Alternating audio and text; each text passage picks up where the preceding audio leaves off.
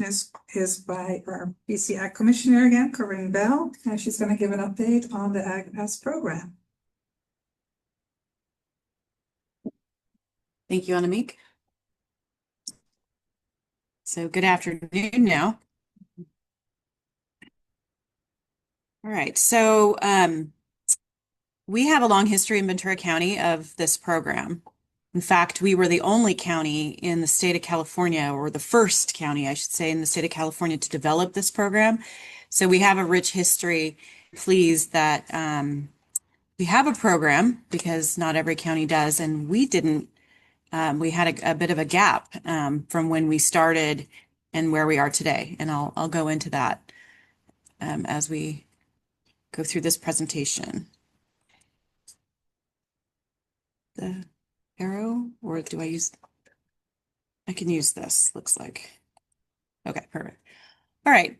So the purpose of the AgPass, originally, when there was a disaster, a farmer could get onto their property because they had their driver's license that identified that they belong on this property.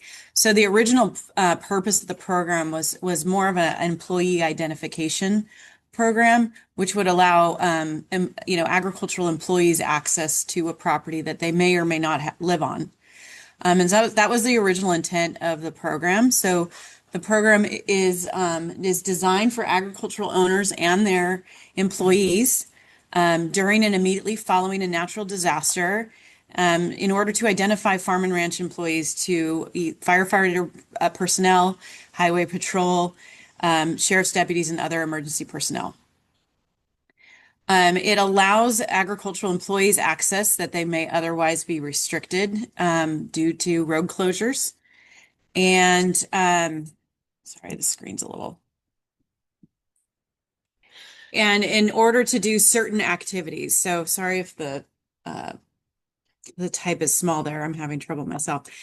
So the idea is that it's there to agricultural employees would be able to come onto the properties to do basic things such as turn on irrigation, open gates, which we have learned historically help with the firefight.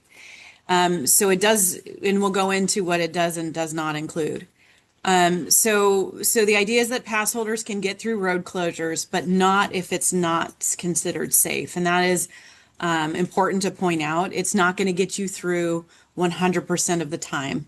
If it's not safe enough to access, they will not allow you. However, once it is safe enough, you can get through even when the general public cannot. So that's kind of important to remember. So what are the kind of allowable activities? Well, to evacuate livestock, and that's there was some state legislation that passed, which kind of reinvigorated the AgPass program, and it was really designed towards livestock production. Getting cattle out of these areas where they graze takes time. It takes horse trailers. It takes people. It takes planning ahead. And so, and often these fires, as we've discussed today with, the level of intensity of these fires and how quickly they spread, has increased over the years. And so it's really important to have timely access to get in and out in order to not block the firefight. And that's been a problem historically is you have these big trucks and trailers, people getting in to remove livestock, and then they're blocking the roads and blocking firefighting activities. So it can be a problem. It's also allowed to provide feed and water, basic medical treatment, to your commercial livestock operation. So again, you got to get back there. Even though I didn't have to evacuate my cattle are still back there. I got to be able to provide feed and water to them. Similar to your irrigated crops. And Ventura County has been unique somewhat, and I would have to double check, but originally our pass was for irrigated agriculture, which was unique to the state. The state was more of a livestock program, and so we we recognized that it was important to access production agriculture, not only to protect the crop, but also to that irrigated crops have helped with the firefight. And so if you can get water onto these orchards early and keep water on, the fire can stop at the orchard and has. And we've seen this over and over again in this county. So it allows you access to perform irrigation. It allows you just general access to be able to access your agricultural operation and to transport whatever equipment you have.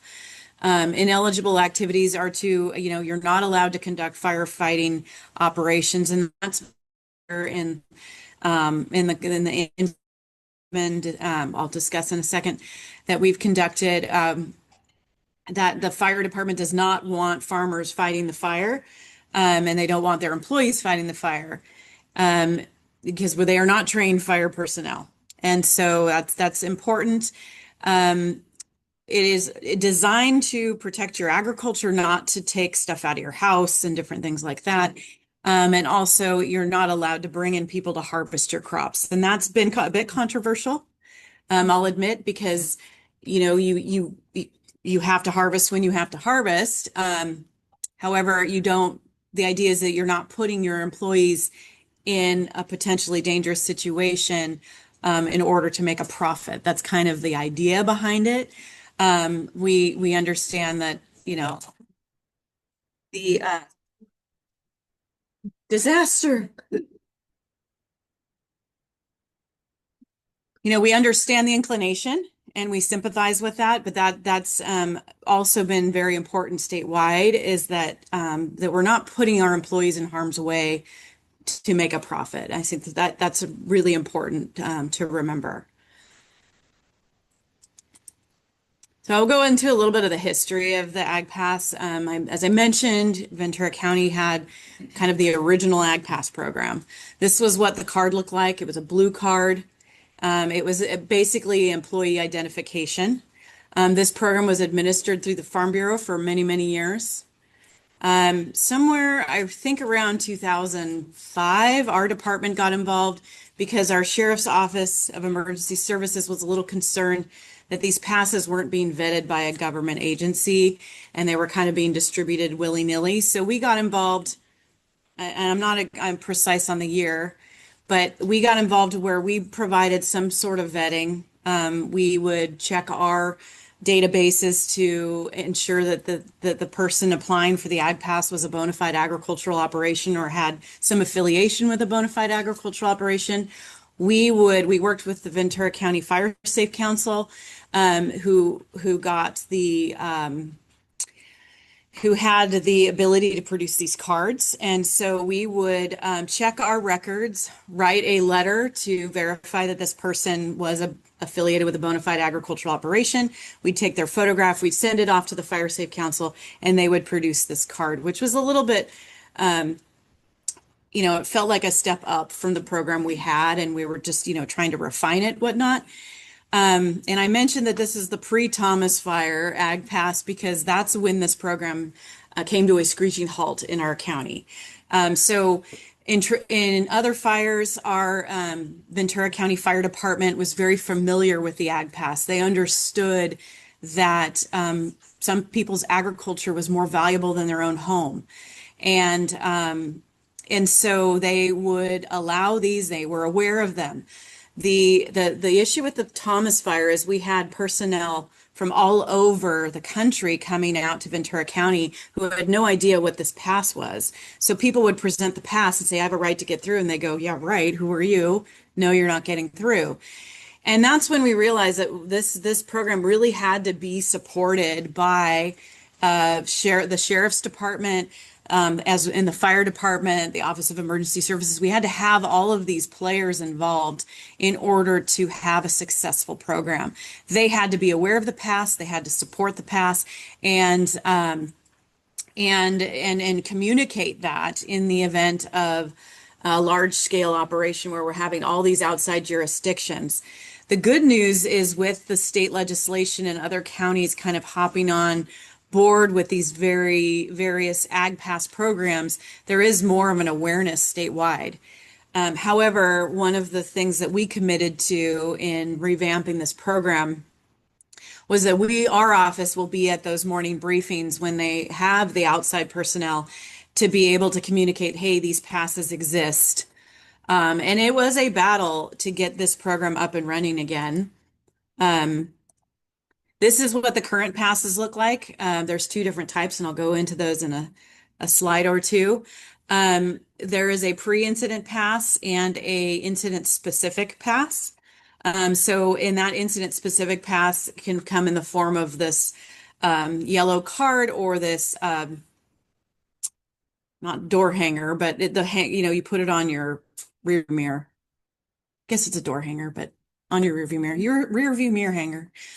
Just a form of quick identification that yes, this person belongs through, let him go through.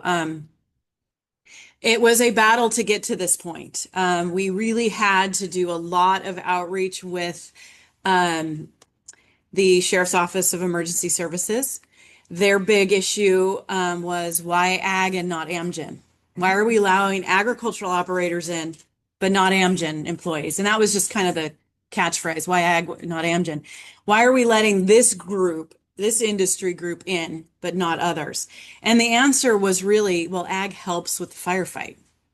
Those irrigated orchards keep the cities from burning, and we saw that time and time again. And so it was a kind of a re-education of why this program was valuable. And it took a long time to get this up and running again.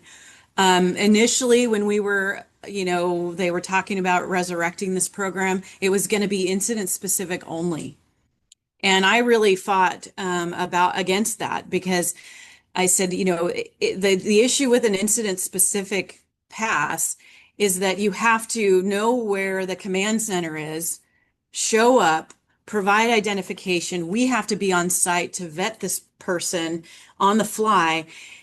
Meanwhile, your ranch is burning down and no one has time for that. The way we've seen these fires move, we don't have time to go to this command center and get this pass. We have to plan ahead. And so we really did push for the pre-incident pass. And so we're very, very pleased we have this program today. So the pre-incident pass is done again in advance of an incident. The website that you go to is www.readyventuracounty.org/agriculture. And then you register, you have to provide certain information, your ranch location, your contact information, and the pass holder information. It does require proof of the completion of the U.S. Fire Administration Introduction to Wildlife Fire Behavior, the S-190 training. We have people in this room who've suffered through that training. I wouldn't recommend it because it takes so long to do it online, and it's only offered in English, which is frustrating because a lot of our agricultural workers don't speak or read English necessarily. So we have since provided an in-person class that can cover this training, and I'll go into that in just a second. Also, what's required is some form of government issue ID and proof of an agricultural operation, and that can come in various forms. If you have a permit with our office, that's acceptable. If you are a member of the Ventura County Cattlemen's Association and you have your membership card, that's an example. Member of Farm Bureau, like there's some different examples of how you can prove you're an agricultural operation, and we're the ones that are vetting it, so we'll be flexible with you. Bear in mind that we do have to have the support, as we learned in the Thomas Fire. You have to have the support of fire and sheriff and OES to have a viable program. So we can't just allow anyone willy-nilly who wants to apply. You have to actually be eligible and provide some form of that eligibility. And then you have your release of liability waiver. I'll mention too that the program that's being used to produce these passes are that was all emergency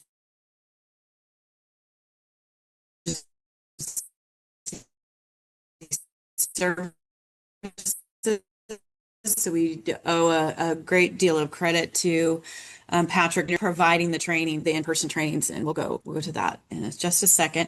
So this is the incident specific pass. Kind of mentioned what that might entail. This was for someone. Not all of us plan ahead.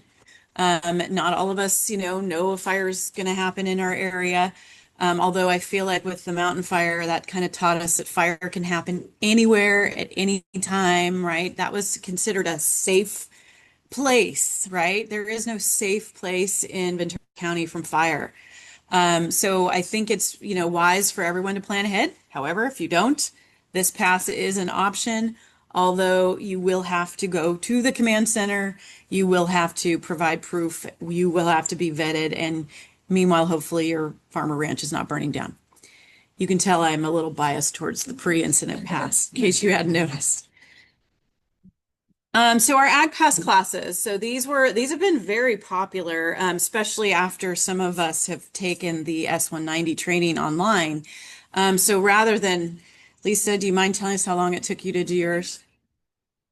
8 hours online. You can take a very short, very entertaining class. I won't lie, it's not super entertaining, but we try to make it entertaining. This is a picture of Nick Cleary when he was doing the classes. This was one of our very first classes that was done at our Ag Museum in Santa Paula. And we've had packed classes ever since we started offering them. We do offer them in English and Spanish. So that was, the other plus side of the in-person is that it provides that Spanish translation. So our agricultural workers who don't speak Spanish, or I'm sorry, excuse me, who don't read English, can actually get the equivalent of passing the S190. And so we've had 7 different classes. We have another one planned for the 28th at 9 a.m. at the Ventura County Fire Headquarters in Thousand Oaks. So again, we try to kind of put these classes throughout the county. We've had them in Santa Paula. We've had them in Camarillo. Now we're doing them in Thousand Oaks. And this particular class is probably at the convenience of the fire department because it's their headquarters. And they're the ones teaching the class. So we kind of got to, work with what we've got. So we're very, very grateful to the county fire for being so supportive and providing these courses. And then, of course, our office provides through Translate Ventura the simultaneous Spanish translation. So it is definitely a collaborative effort to put these classes on and get people eligible to get their AgPass. So as we move forward, what can we work on? Well, we would like to formalize the renewal process. So there's been a lot of questions like, do I have to take this class every year to get an AgPass? We realized that didn't make a lot of sense. So we were working towards a kind of a continuing education kind of format. And we haven't gotten it off the ground. And so every year we talk to OES and we say, what do you think? And they say, well, just renew the passes. So as of now, we're renewing the passes until otherwise. And if you haven't gotten your pass renewed, do let us know. We will move that through. But we would like some kind of formalized process so we know it's not just year to year, like, oh, what's it going to be this time, Patrick? Are we going to do something or are we not? And then also we'd like to have the training is very fire specific, which a lot of our natural disasters are. But as the picture shown here, know that that is not trick photography. That is one of our orange trees falling into Santa Paula Creek. That was on my parents' property. We do have floods and we have mudslides and we have I happen to be behind one of the big mudslides. And so my 10-minute commute turned into an hour and a half overnight, and I had to do that for 6 months. So it is important to be able to have these ag passes work for emergencies other than fire. A really good example is like when there's road closures or mudslides in off of 33, and we've got, cattle operations or farming operations. We do have quite a bit of farming up there, believe it or not, a lot of apples. Um, and so people who need access to their properties to be able to get through these road closures. So we're hoping that we can, have a bit of training on disasters other than fire. Also, we would like to have the pass process be more automated, where you can actually just, since we've done this class so many times, is have a video online that people can watch and get credit for, and then get their certification through the video, and then have that available in both English and Spanish. So stay tuned. The AgPass program is developing as we speak. So I'd be happy to answer any questions. And then if you'd like more information, want to sign up for an in-person class, please contact Alex Phil with our office. He's our environmental resource analyst. He's taking lead in this project, and his contact information is on the screen. You can also contact me, and we can direct you. We have our offices in Santa Paula and Camarillo, so we can direct you to where you need to go for more information on this program. So, any questions? All right, thank you.